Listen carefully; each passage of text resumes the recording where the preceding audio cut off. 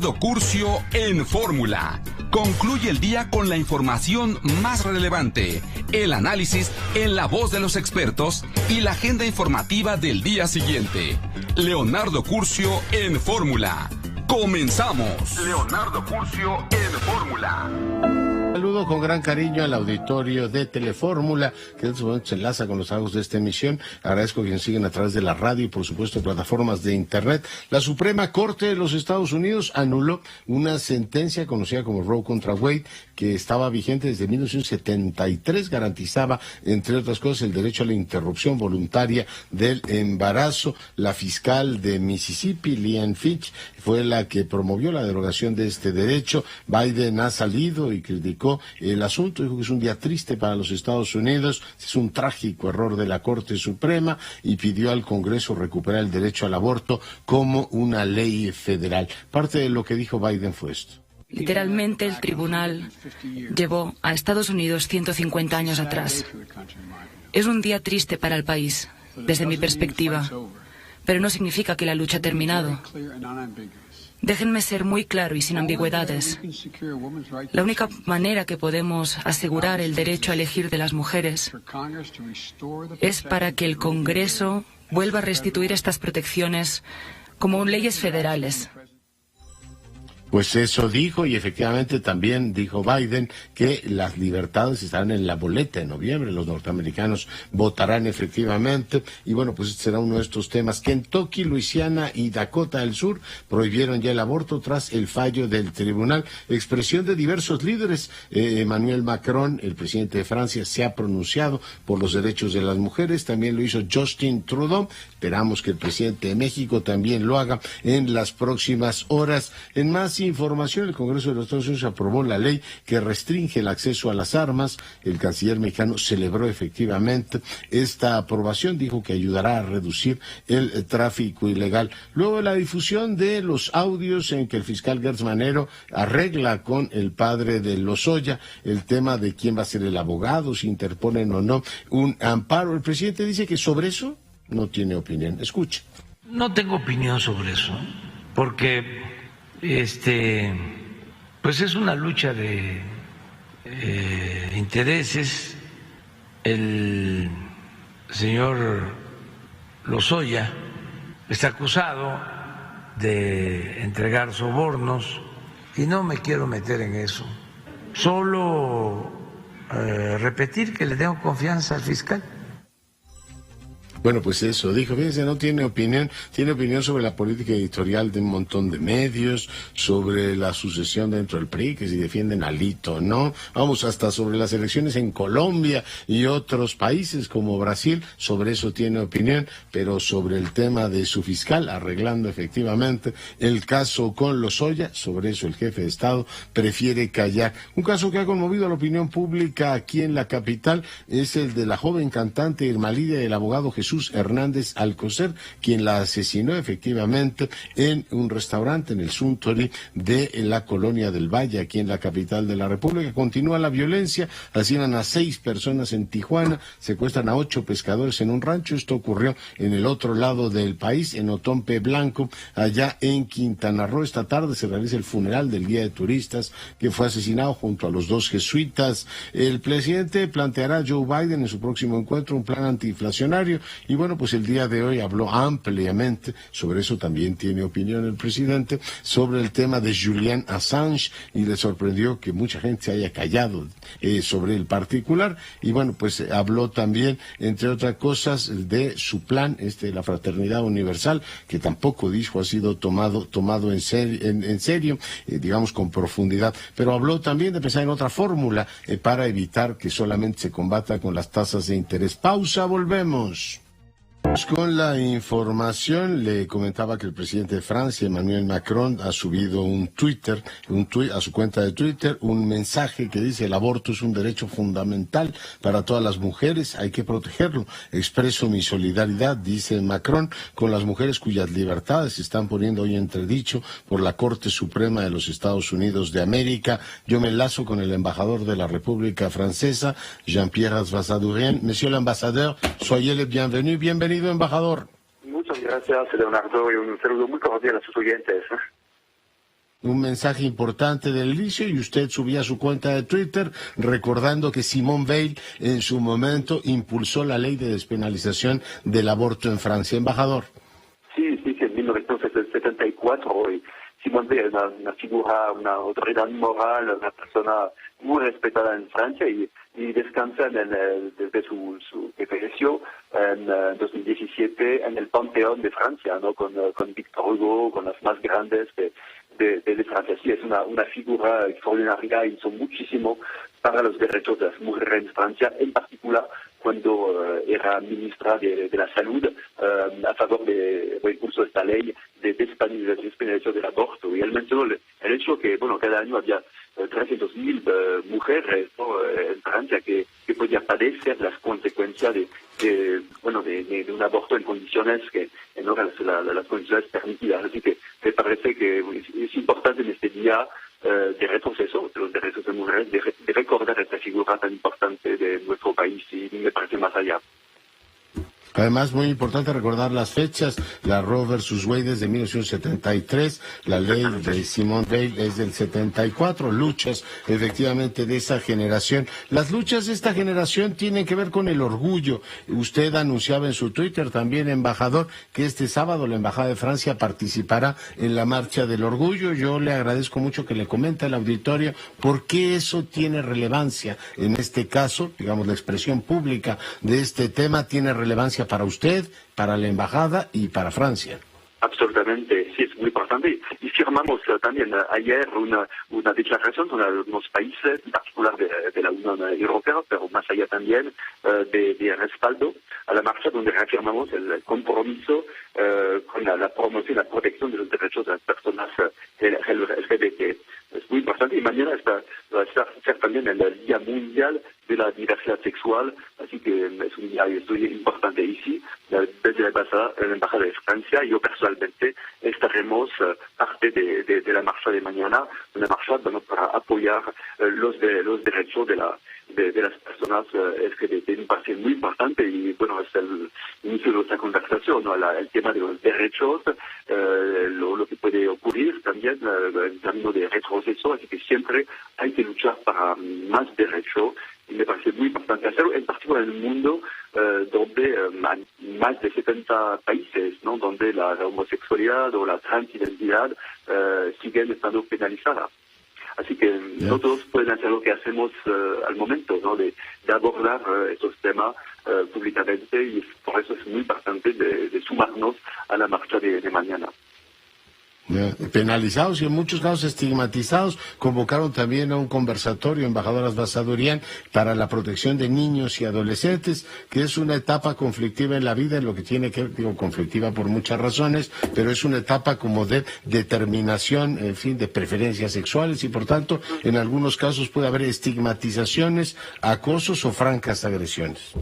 Sí, exactamente, sí. Este conversatorio tuvo lugar ayer, fue organizado por la Oficina de las Naciones Unidas contra la Droga y el Delito, y sí, es un momento donde pudimos compartir lo que hacemos en estos países sobre el tema de la lucha contra la discriminación, en particular para los menores de edad, porque es una edad muy muy vulnerable y hay que proteger, por supuesto, los más jóvenes. Pero esto también responde a lo que hicimos en enero en Francia. Pasamos, el Parlamento francés pasó el 31 de enero una ley que sanciona las terapias de conversión prácticas que en la ley están asimiladas a casos de tortura. Y esta nueva ley crea un nuevo delito en el Código Penal que castiga las terapias de conversión con severas multas y con la posibilidad de tener penas de prisión.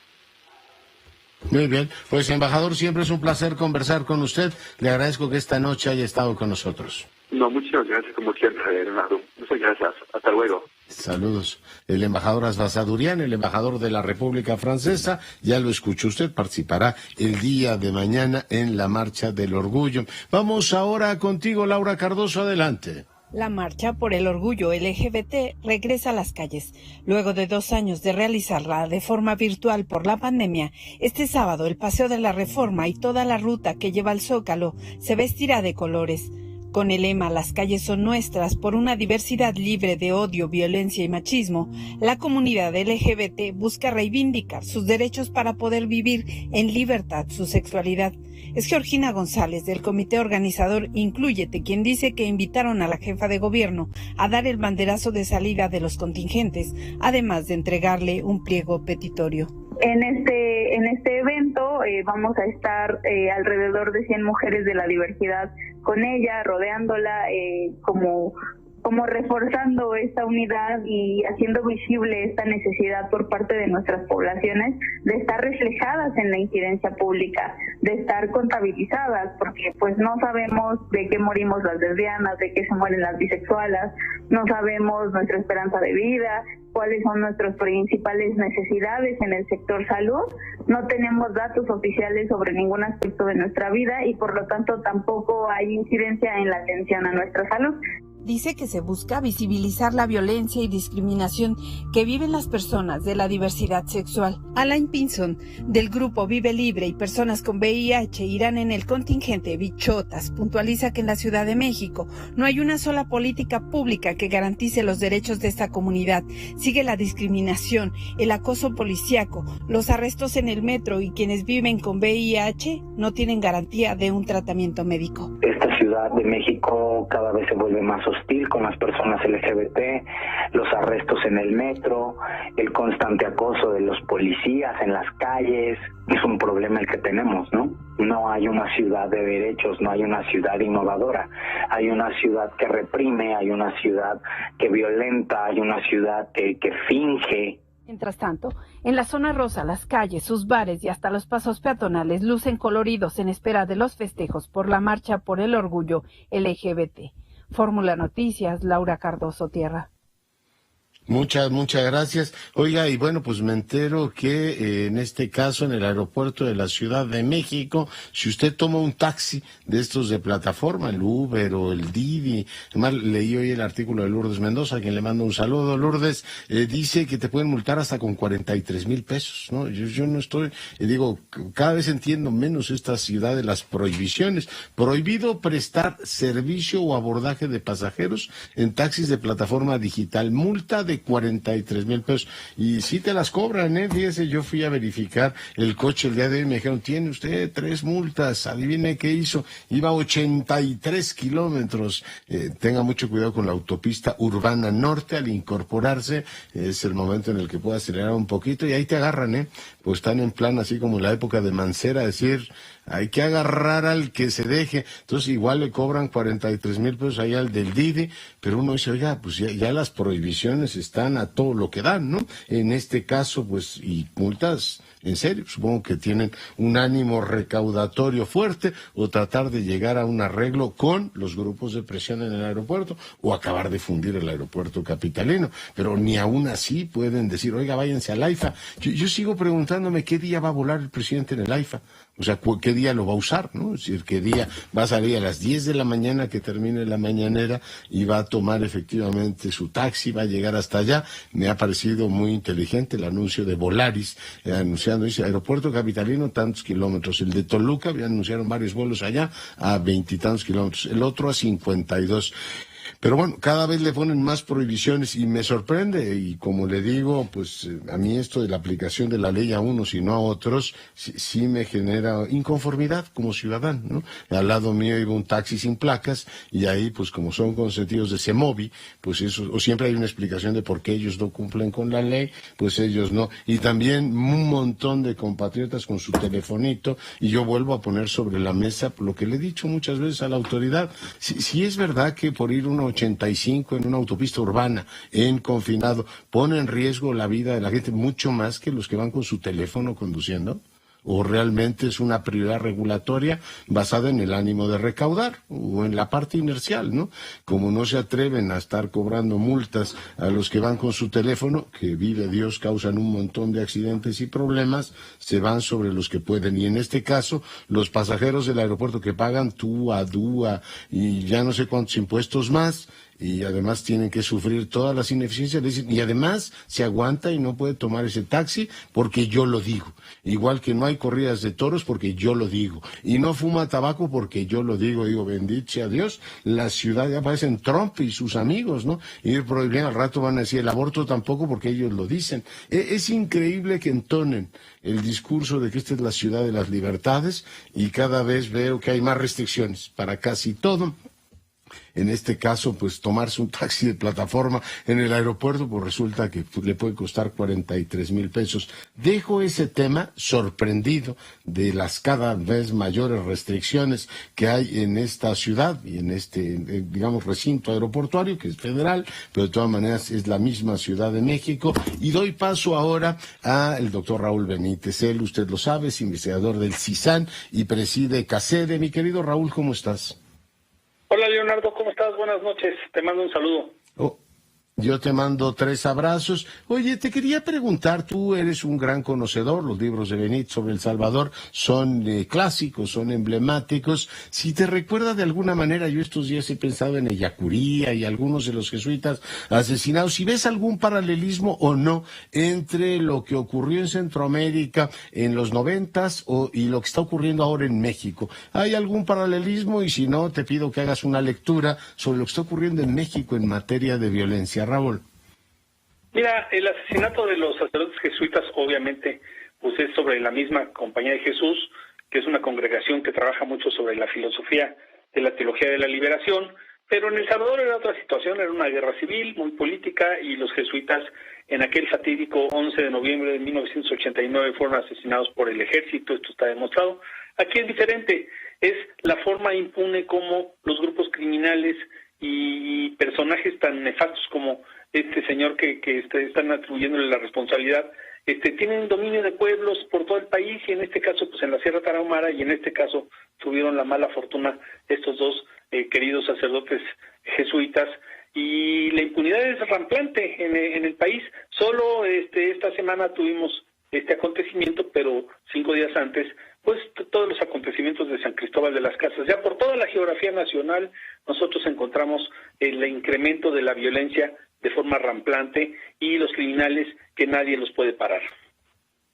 Ya. Oye, hay efectivamente este debate sobre si se debe o no revisar la estrategia. Bueno, me encantaría tu opinión sobre esto. Al mismo tiempo veo que el presidente insiste en hacer nombramientos políticos para las funciones más relevantes de seguridad. Ahora en el sistema estará Clara Luz, la que fuera candidata de Morena a el gobierno de Nuevo León. Raúl. Mira, Leonardo, muchos analistas se han equivocado al decir que se debe revisar la estrategia por una razón. No hay estrategia. Esta frase de abrazos, no balazos, no es una estrategia. Es una evasión de responsabilidad.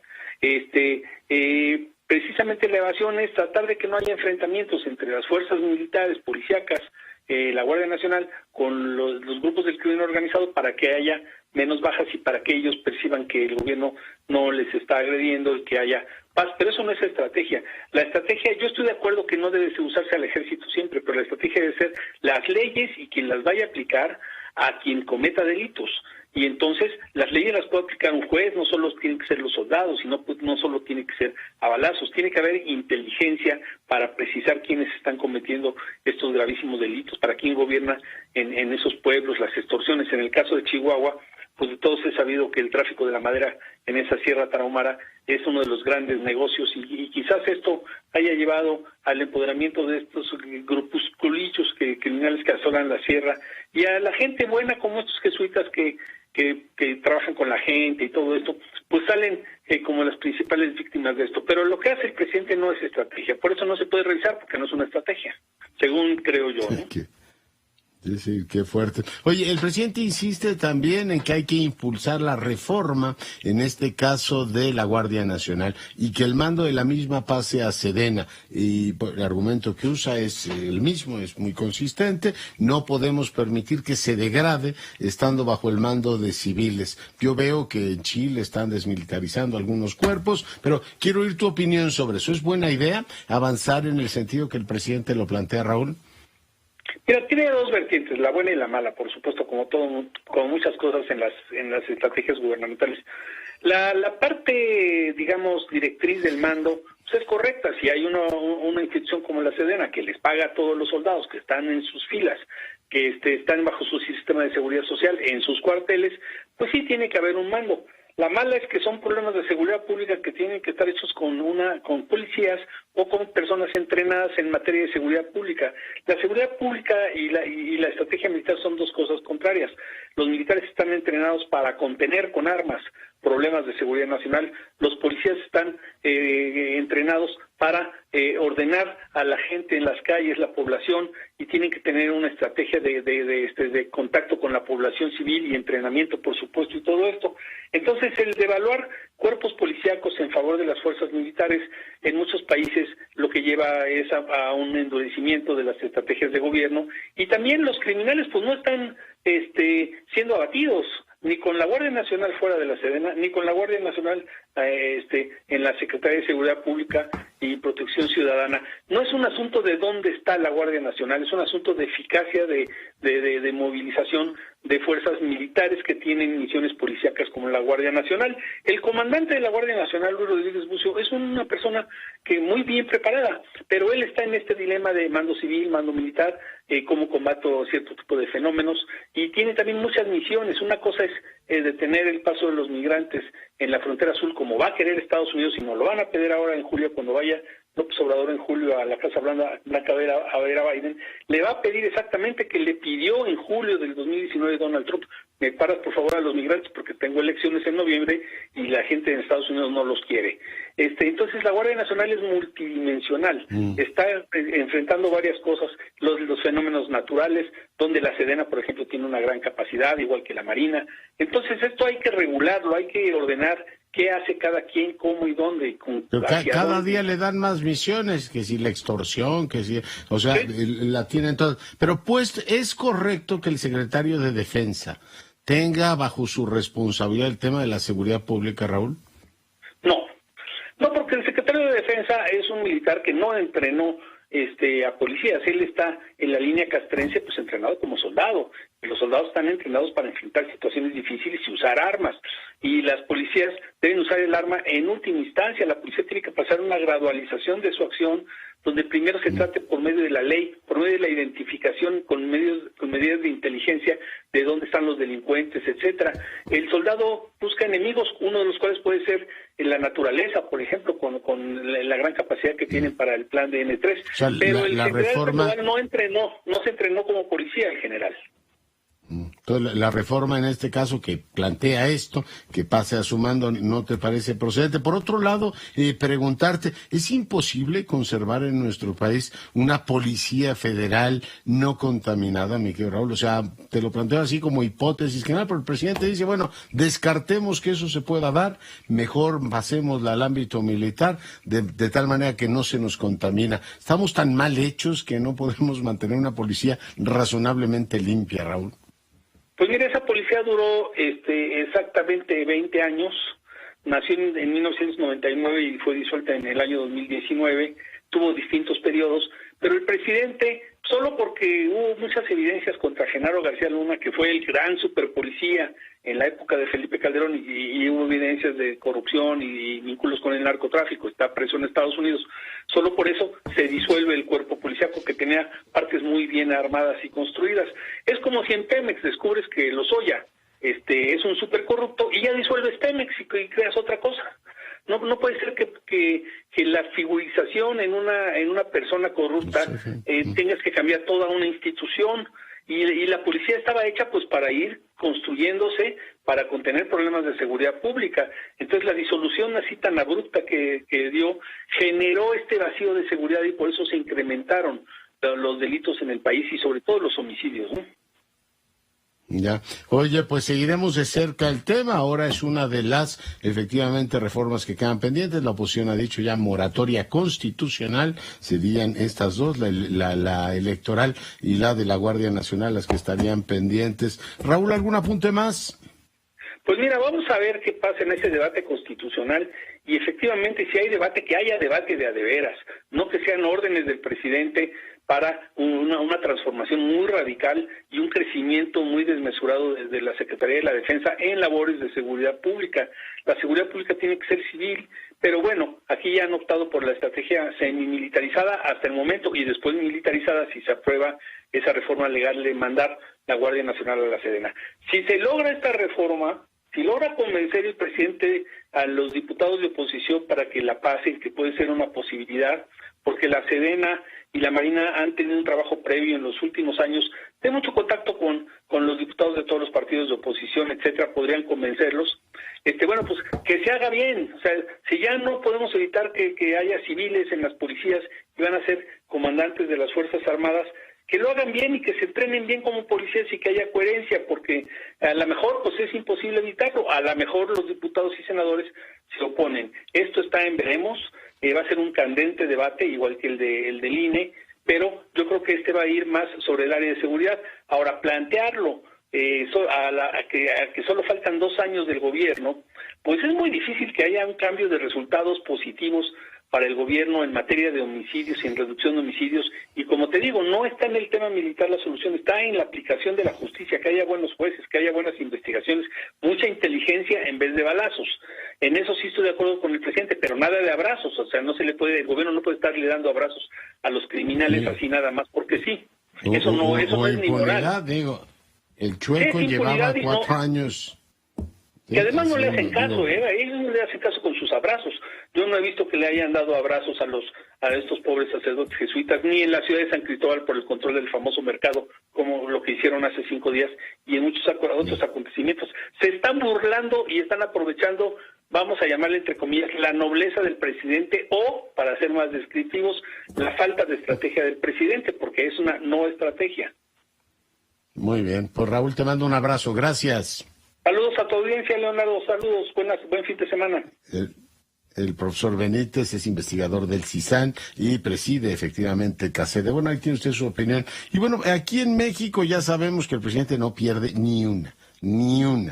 Todas las gana, y cuando pierde entonces recusa al árbitro, sea electoral, sea el que sea, ¿no? El día de ayer le dijeron la Secretaría de Comunicaciones, ¿sabe qué? No aprobamos los exámenes. Hace un ratito estaba hablando del aeropuerto que regula los taxis, no pueden ordenar los vuelos y hacer lo que deberían hacer, que llegaran las maletas a tiempo. Ahí va la gente cargando 18 maletas de mano porque todo el mundo dice, oiga, quién sabe cuánto va a tardar, ¿no? El que me la entreguen. Pero me gustaría mucho que escuchara en esta lógica lo que comentó esta mañana. Es que de veras, aun cuando le demuestran que no están funcionando las cosas, o sea, y se lo demuestran con claridad, él no, en vez como jefe de la administración pública, no dice, oiga, me la pagan. Yo esperaría que la misma diligencia y el mismo rigor que muestra, que a mí me cae muy bien, debo decir, con el AIFA me lo cumplen, aunque no haya vías y no lo podemos conectar, pero me cumplen con lo que me dijeron, igual que con el Tren Maya, pues aquí que fuera tan exigente, decir, oiga, estoy hasta la moña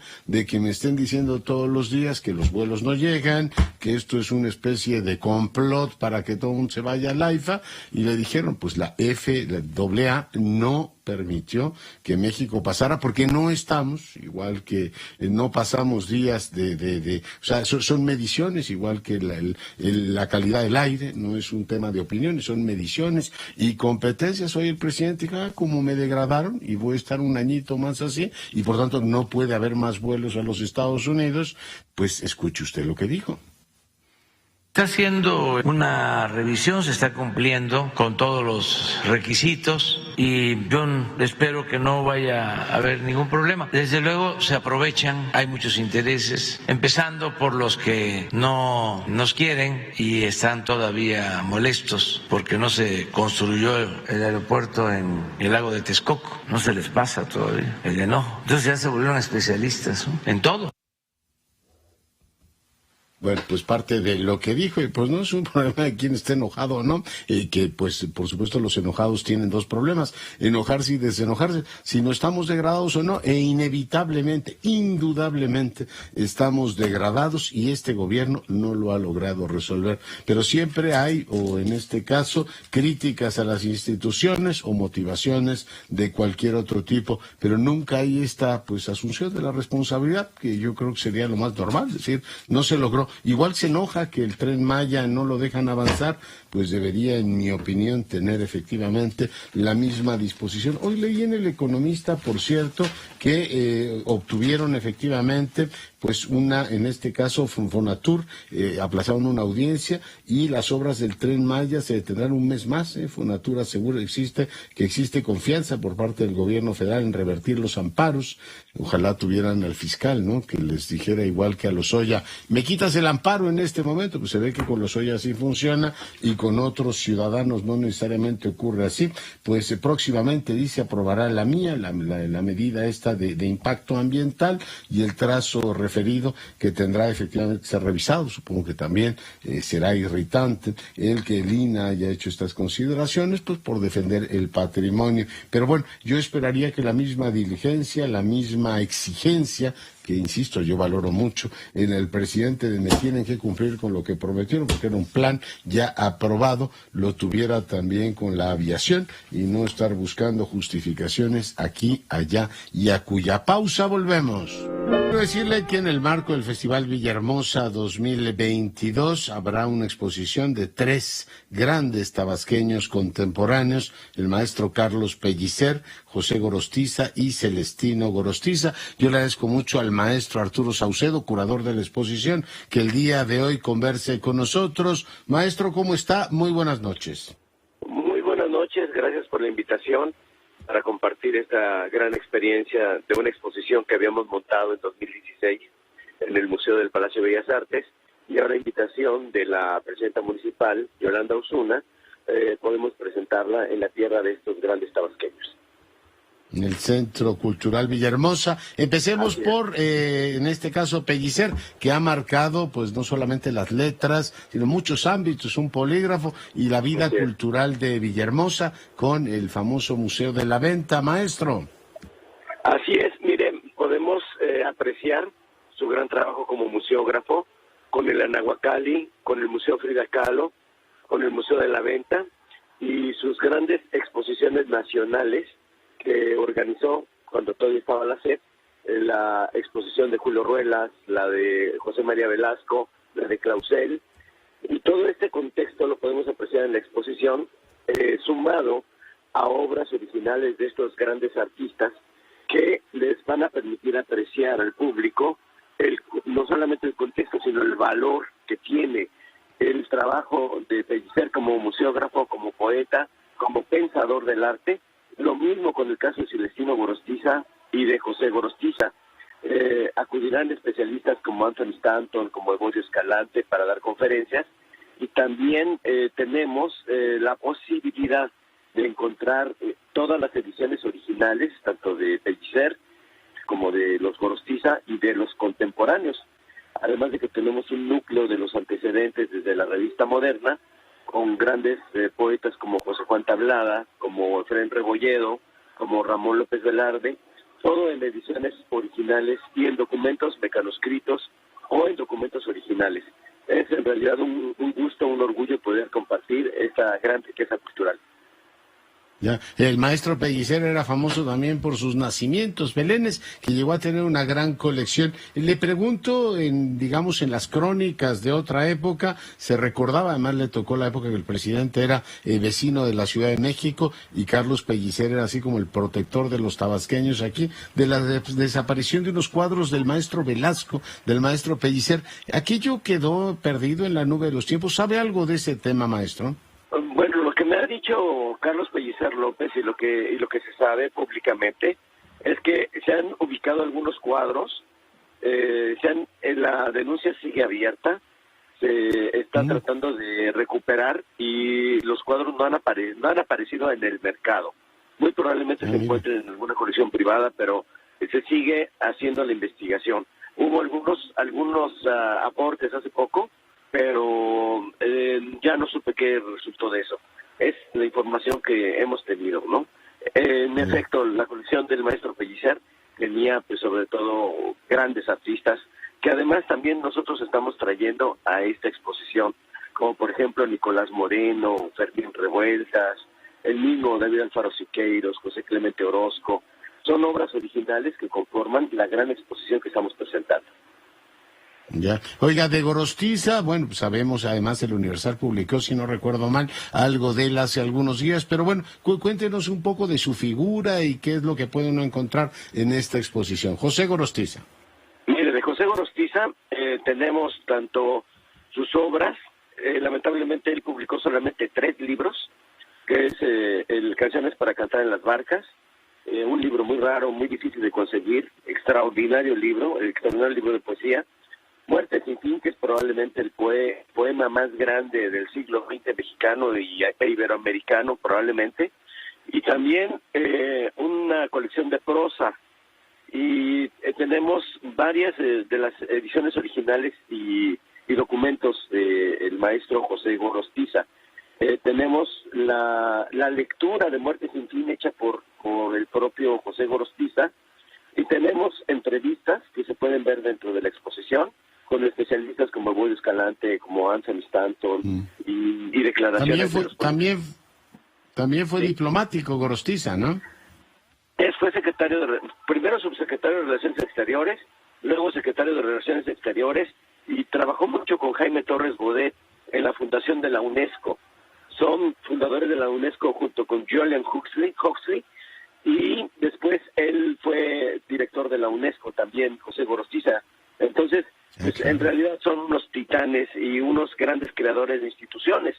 En el caso de Celestino Gorostiza, pues es uno de los grandes directores del Instituto Nacional de Bellas Artes.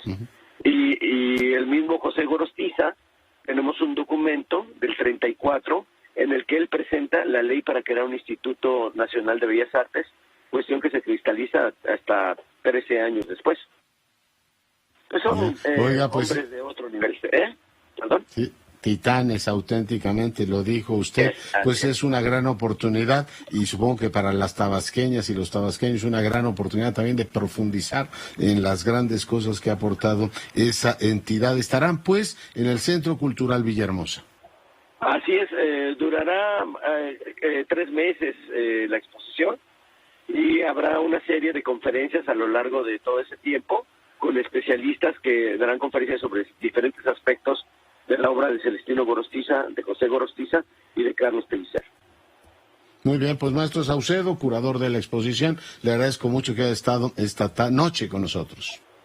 Muchas gracias, y esperamos que si se dan una vuelta por acá en Villahermosa puedan acudir a visitar la exposición.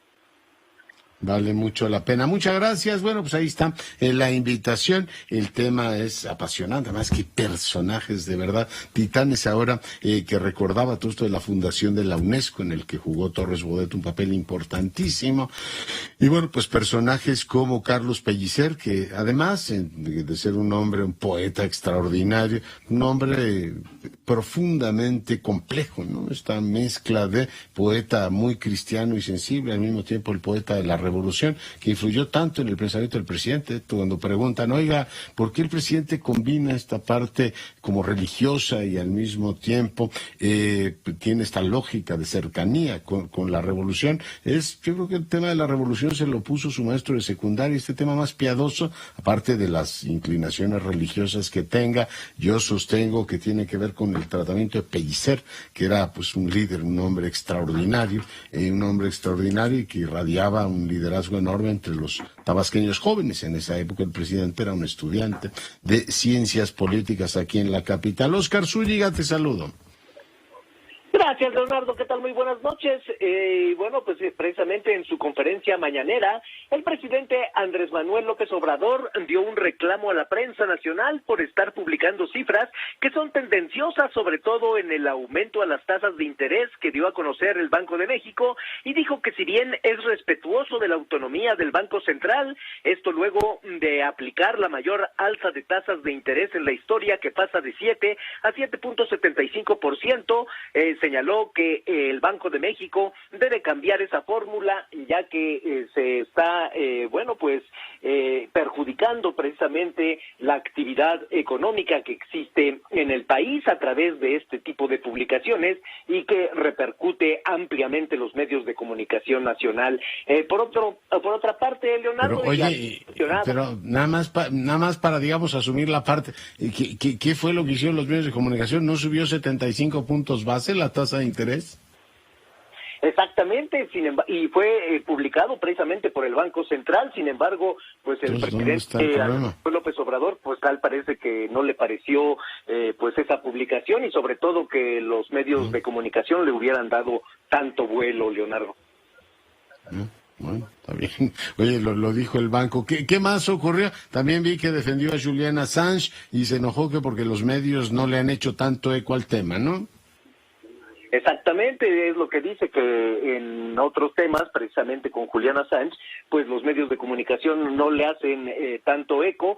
Sin embargo, bueno, pues se van hacia otros temas, sobre todo para atacar lo que es precisamente las acciones que está emprendiendo su gobierno. Y bueno, Leonardo, en otro tema, al ser cuestionado sobre qué opinión le merecían los audios que se filtraron de la conversación entre el fiscal Alejandro Gertz Manero y el papá de Emilio Lozoya, el presidente pues dijo que no tiene opinión sobre esto y refrendó su confianza en el fiscal. Escuchemos lo que dijo.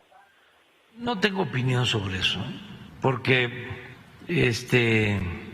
pues es una lucha de intereses.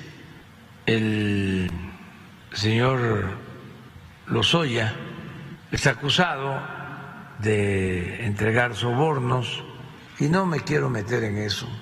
Solo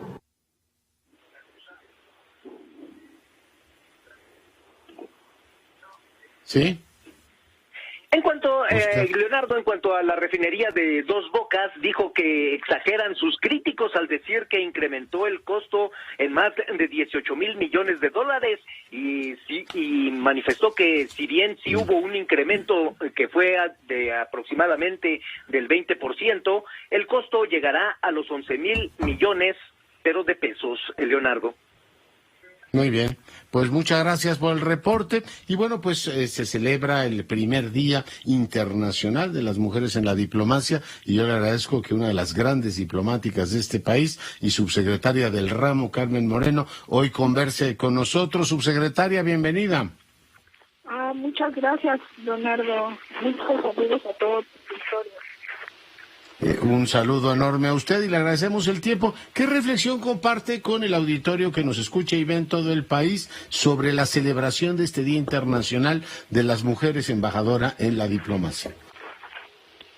Creo que es muy importante reconocer el trabajo que hacen las mujeres en la diplomacia, y por primera vez en Naciones Unidas se adoptó una resolución que consagra el 24 de junio como el Día Internacional de la Mujer en la Diplomacia. Entonces creo que es un reconocimiento para todas las mujeres que trabajamos en la diplomacia, para las mujeres del Servicio Exterior Mexicano que hacen un gran papel, para todas las mujeres de todo el mundo que trabajan en la diplomacia, que ahora ya son muchas. A mí me ha tocado ver cómo han ido aumentando el número desde las primeras veces en que éramos 3 mujeres en el grupo de los 77 hasta ahorita que ya hay comisiones donde hay más mujeres que hombres. Ya. Sí, efectivamente es así. Bueno, a usted le ha tocado recorrer toda la carrera diplomática, es usted embajadora emérita y ahora subsecretaria del ramo. ¿Ha sido, digamos, una batalla a brazo partido, embajadora, o ha habido transformaciones más o menos fluidas, entendiendo que el mundo va cambiando y que la incorporación de la mujer no solo es un tema que hay que reconocer, sino que es un derecho fundamental? Bueno, sí es un derecho, pero sí ha costado mucho trabajo. A mí me ha tocado por diversas circunstancias trabajar en diversos momentos. Primero, yo estuve en la primera conferencia internacional de la mujer de las Naciones Unidas que fue en México en 1975, que era una joven diplomática que apenas empezaba. Y luego nos mandaron al Ecozócalo a buscar que se hiciera el Día Internacional de la Mujer, y luego el Año Internacional de la Mujer, y luego el Decenio de la Mujer, y después poco a poco no se reconocía, no había tampoco mujeres, no les daban la oportunidad, era bastante complicado. Y te digo que había en la conferencia de Ginebra sobre armas convencionales de efectos crueles e indiscriminados, éramos 6 mujeres y como 6,000 hombres. O sea que sí es una diferencia. Ahorita ya es más o menos igual. Ya, va cambiando esto. Embajadora, subsecretaria, le pido una valoración. Hoy la mayor parte de los líderes están expresando sobre esta decisión de la Suprema Corte de los Estados Unidos que reduce los derechos de las mujeres al efectivamente reenviar a los estados la potestad de determinar si el aborto en este caso es legal o no. ¿Usted qué lectura tiene, subsecretaria? Yo creo que es una tragedia para los Estados Unidos. Acabar con los derechos es una tragedia en todo el mundo, y en este caso eliminar el derecho de las mujeres a decidir sobre su cuerpo, sobre la situación de su vida, es un abuso. Y además, otra cosa, lo hacen hombres. O sea, los señores de la Suprema Corte no son mujeres y nunca han tenido hijos y no saben lo que es eso. Entonces es muy disparejo, es una de las muestras más violentas de la situación de violencia contra las mujeres, simplemente. Perdón, pero me parece que es muy grave. Sí, lo es. Oiga, y además nos retrotrae a los 70, ¿no? Pues recordaba hace un momento con el embajador de Francia, la ley Simone Veil fue del 74, en este caso el fallo de Roe versus Wade es de 1973 y el año de la mujer es el 75, es decir, son derechos que vienen de la última etapa del siglo anterior, subsecretaria. Así es, y ha habido una gran lucha y es en el mundo, o sea, no es en un solo país. Y poco a poco los países han ido avanzando y de pronto estamos en el retroceso y es muy grave. Inclusive hay movimientos que quieren desconocer, por ejemplo, el concepto de igualdad de género, que se hable de igualdad de hombres y mujeres, porque no quieren reconocer el derecho de todas las personas a expresar su decisión de su propia orientación sexual. Entonces creo que es muy grave lo que está pasando. Ya, pues sí, efectivamente, así está y veremos qué ocurre. Subsecretaria, le agradezco mucho el tiempo que ha estado esta noche con nosotros. Gracias, Leonardo, mucho gusto y muchos saludos a tu auditorio. Gracias, la subsecretaria Moreno Toscano, es embajadora emérita de este país. Hoy, pues, platicando con usted de este día sobre este tema tan señalado. Bueno, si usted nos acaba de sintonizar, la Suprema Corte de Justicia anuló el fallo de 1973, Roe versus Wade, y ya hay varios estados. Veo que Texas también ya volvió. Texas, que de pronto declaró ilegítimo a Biden. Están de verdad, bueno, yo no sé si el mundo está completamente loco, permítame usar así una expresión como de café, ¿no? Cuando uno las usa cuando va al peluquero. Oiga, como el mundo está completamente loco, ¿no? Es decir, Texas diciendo que no es legítimo en este caso Biden, y ahora pues tienes a 4 varones diciendo vamos a limitar los derechos de las mujeres. ¿Por qué? Pues porque podemos, y volver antes de los 60, ¿no? Derechos que las mujeres trabajaron muchísimo, finales de los 60, se abrieron los derechos 70s, 80s, 90s, y de pronto vas para atrás en pleno 2022. Si hay algo de profundamente demencial en estos avances, ¿no? Integristas, radicalismos, polarizaciones, que creo que no nos van a llevar a nada nuevo. Qué descubrimiento el mío, ¿va? A nada bueno, diría. Así es que, bueno, con ese tema nos despedimos el día de hoy. Le pido que se cuide mucho, hay muchos contagios, sea rabiosamente feliz y nos vemos el lunes.